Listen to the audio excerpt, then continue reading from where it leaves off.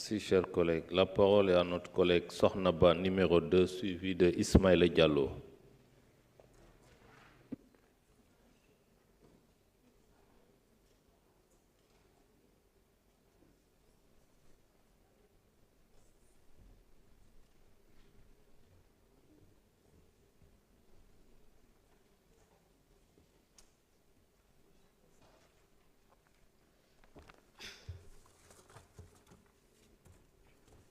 Merci beaucoup, Monsieur le Président. Monsieur le ministre de la Justice, garde des Sceaux, Monsieur le ministre du Travail, de l'Emploi et en relation avec les institutions, chers collaborateurs du ministre, honorables députés, chers collègues, ñu ngi leen di nuyu ku nekk ci turam ak ci santam.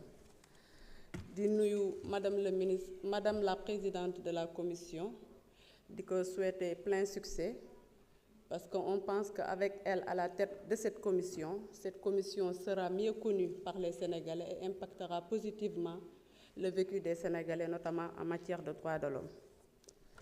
Monsieur le ministre garde des Sceaux, projet bi doon na projet boo xamante ne ci projet bu am solo la ñu jàpp ne Sénégal fi mu jógee ces dernières années en matière de violation des droits de l'homme, cette commission bu jouer pleinement son rôle.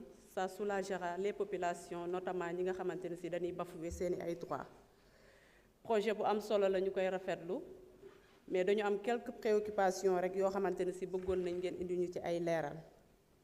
Bi ci njëkk muy doon ci chapitre 3, plus précisément à l'article 8, par rapport au mandat des membres de la commission. On a dit que les membres sont élus de même que la présidente pour 6 ans non renouvelables. Je l'avais posé et je n'avais pas la réponse, donc je repose la question. Parce que je pense que 6 ans non renouvelables, ça doit être motivé. Qu'est-ce qui a motivé, même si c'était avec l'ancien gouvernement, mais l'État est une continuité, qu'est-ce qui a motivé à ce que ces 6 ans ne soient pas renouvelés? D'autant plus que quand on ne renouvelle pas, on est obligé de reprendre à zéro. À chaque 6 ans, on est obligé de changer de président, on est obligé aussi de changer des membres. Est-ce que cela participe réellement à la stabilité de la commission? L'autre question, c'est par rapport au chapitre 2, notamment sur les attributions. On a dit que sur les attributions, la commission de procéder à des visites des lieux de privation de liberté sans préjudice aux autres mécanismes. Je voudrais savoir, est-ce que cette mission dévolue à la Commission ne peut pas être source de conflit d'intérêts, d'autant plus que quand on sait qu'il y a l'Observatoire national de privation des droits des libertés du moins, qui a en charge cette attribution-là. Si tel n'est pas le cas, quelle est la différence? L'autre question, c'est par rapport toujours au chapitre 2 sur les attributions. On a dit que la commission élabore chaque fois un rapport. Maintenant, ce rapport est transmis au président de la République. Il est aussi transmis au président de l'Assemblée nationale et aux autres présidents d'institutions. Et le rapport est rendu public. Chose que nous saluons parce que ci ay rapport moom Sénégal moom batt na ci ay record. On publie, mais après, il n'y a pas de suite. C'est suite favorable là, pour me permettre de concrétiser le travail qui est en train d'être effectué par cette commission-là ou bien par les autres institutions.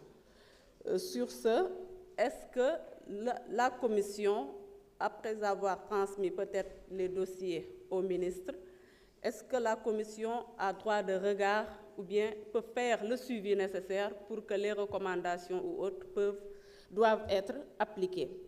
L'autre question, c'est par rapport à la saisine. Dans le texte, on nous dit que la commission peut s'autosaisir, mais elle peut être aussi saisie par d'autres. Maintenant, quand il s'agit de saisine par les citoyens, quelle est la procédure requise pour un citoyen de pouvoir saisir, en cas de violation des droits de l'homme, la commission pour que ces droits puissent être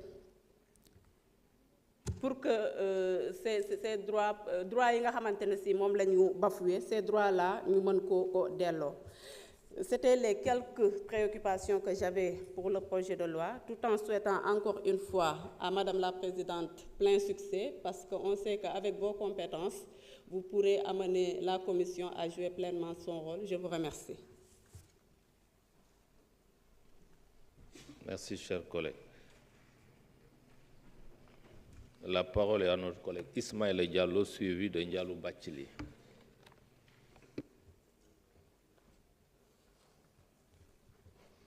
Merci beaucoup, Monsieur le Président.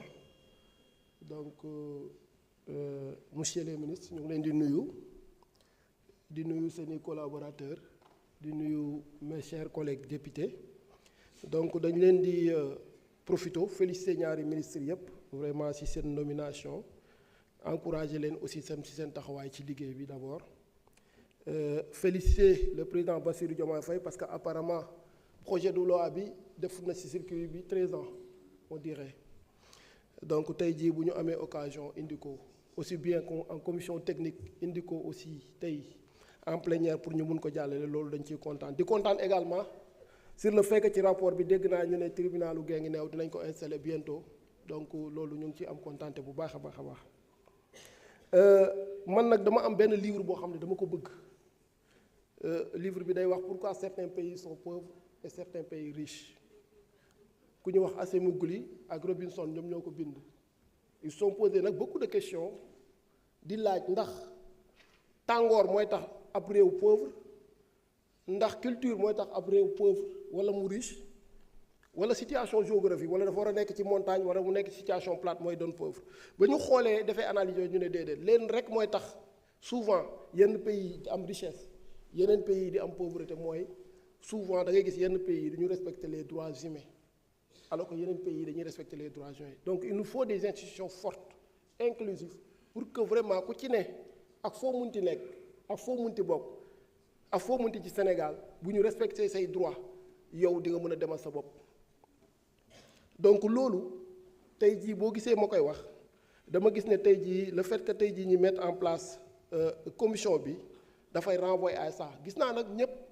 spécifié ko ci droit prisonnier yeeg ak yelleef bi ngay am ci tribunaux yi mais ak yelleef weesu na foofu ak yelleef mu ngi nekk ci yow droit de propriété bi nag sénégalais bi yeewu bëgg a nekk dara mënul nekk dara sénégalais bi yeewu pour mu am suuf boo xam ne war na mën a xalaat ne suuf ji su ma góorgóorlu ma am lu ma ca def ba mën a dëkk ci kër mais loolu yëpp c'est des droits yoo xam ne dañ ko war a protéger loolu mu ngi ci réew mi te dañ ko war a defaraat c'est pourquoi Madame la Présidente dama lay encourager en ce sens-là nga xam ne droit bi dafa war a jege sénégalais bu nekk c'est-à-dire ku droit sénégalais bu nekk dañ ko war a jox ak yelleef foofu bu ma jógee foofu nag ñun sénégalais aussi tamit il faut que nag ñu xam ne dañoo am ay devoirs c'est important de le dire moo xam transporteur bi la moo xam keneen ak keneen ñu ñëpp dañoo am ay devoirs en des uns vers les autres te loolu dañ ko manqué bu baax a baax a baax